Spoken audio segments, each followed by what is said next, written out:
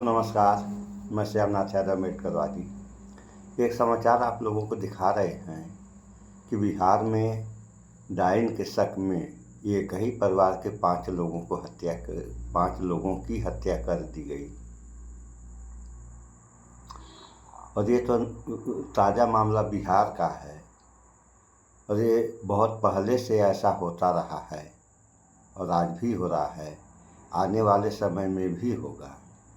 इससे छुटकारा कब और कैसे मिलेगा, इस पर भी बात करेंगे हम लोग।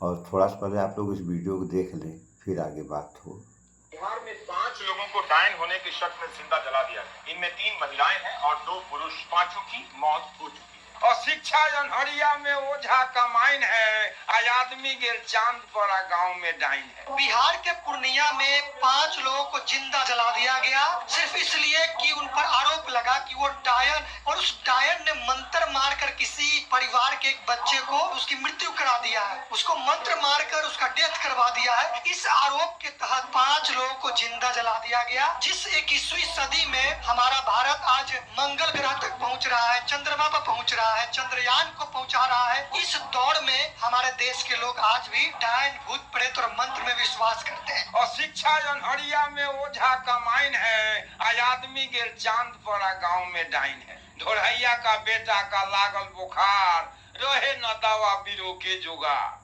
दवा न पुरला पर बढ़ गेल बुखार, अल बल बोले लागल कैलक हुंकार। झट से दौड़ल ओझा के ले आयल, आ धुकुन ला लकड़ी बोझा से ले आयल। मरचाई धुकुन आ छड़ी के मार, आ डरे अल बल कैलक पकार। तो मत मारू हमरा कि अब हम मर जाए, पानी पियाव न तो दुनिया से चल जाए।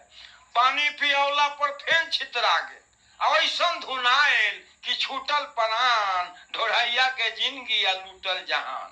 ओझा जी बचेला सोचलन उपाय, आ डाइन के कैल हो देलन बताए। हाकनी है डाकनी है टोला में डाइन है, आज आदमी गेल चांद पर गांव में डाइन है। तो ओझा से कहलक लोग नाम फरमाऊ, ओझा से कहलक लोग नाम फरमाऊ, आ कौन यहाँ डाइन है जल्दी बतलाऊ। ओझा जी सोचेला मुन लेलन आंख, बटेसरा के बुढ़िया कमखिया के सीख, आ कहियो भिखारी के देलक न भीख। सुन लिया आप लोगों ने। तो ये जैसे मौत हुई है उसी के बारे में ये दोहा के सिस्टम से बता रहे हैं। और ये सब क्यों हो रहा है ये तो आप लोग सुन ही लिए। और इस पर हमारा ये मानना है कि जब तक इंसान धर्म के रास्ते पर चलेगा तब तक इन बुराइयों से फुर्सत मिलने वाला नहीं। अगर इन बुराइयों से फुर्सत लेना है तो धर्म छोड़ विज्ञान पे आएँ आप लोग। विज्ञान में विकास के साथ साथ सारी बुराइयों का अंत है और ये है धर्म। तो आज के समय इंसान इतने धार्मिक हो गए हैं कि धर्म के नाम पर क्या क्या कर रहे हैं ये किसी से छुपा नहीं, आप लोग भी देख रहे हैं। सावन का महीना चल रहा है और कांवड़िए, ये तो नहीं कहा जाएगा कि 100% में 100%, लेकिन कुछ ऐसे हैं इनमें जो कि केवल दंगा फसाद मचाए हुए हैं पूरे उत्तराखंड और उत्तर प्रदेश में भी। तो ये सब होगा तो इस देश का क्या होगा, इस देश की जनता का क्या होगा, इस पर किसी का दिमाग नहीं जा रहा है। क्यों नहीं जा रहा है, क्या कारण है, इस पर तो लोगों को विचार करना चाहिए। आप लोग देख ही रहे हैं कितनी कांवड़िए जो है, कितनी मोटरसाइकिल, बोलेरो और 4 चक्के की गाड़ियों को तहस नहस कर दिए। होटल में जा रहे हैं, खाना खा रहे हैं तो पैसा, ये लोग ये सोच रहे हैं कि पैसा देना नहीं है और होटल वाला पैसा मांग दिया। तो इसमें प्याज है तो लहसुन है तो ये है वो है, जो तमाम प्रकार के लांछन अलग से लगा करके जो है होटल में तोड़ फोड़ अलग से कर रहे हैं। तो एक तो पैसा नहीं दे रहे हैं, उसके बाद तोड़ फोड़ अलग से कर दिए। कितना बड़ा नुकसान हो रहा है उस होटल मालिक का। या किसी गाड़ी का नुकसान अगर कर दे रहे हैं तो कितना नुकसान हो उस गाड़ी का। जैसे लगता है कि लोगों ने गाड़ी देखा ही नहीं है, इन लोगों के पास है भी नहीं। तो तुम्हारे पास नहीं है, चलो भैया तुम्हारे पास नहीं, तो जिसके पास है उसका क्यों नुकसान कर रहे हो? ये तो सोचने वाली बात है। कानून व्यवस्था की हालत आप लोग देख ही रहे हैं, कितनी अच्छी कितनी खराब, ये आप लोग देखें। और रह गई बात विज्ञान की, विज्ञान में सारी बुराइयों का अंत है और धर्म में केवल बुराइयां ही बुराइयां हैं। आप लोग देख लें, जितने भी बाबा हैं, ये तो नहीं कहा जाएगा 100%, लेकिन ज़्यादातर बाबा ऐसे हैं जो कि धर्म के आड़ में क्या क्या कर रहे हैं, यह बात किसी से छिपी नहीं है।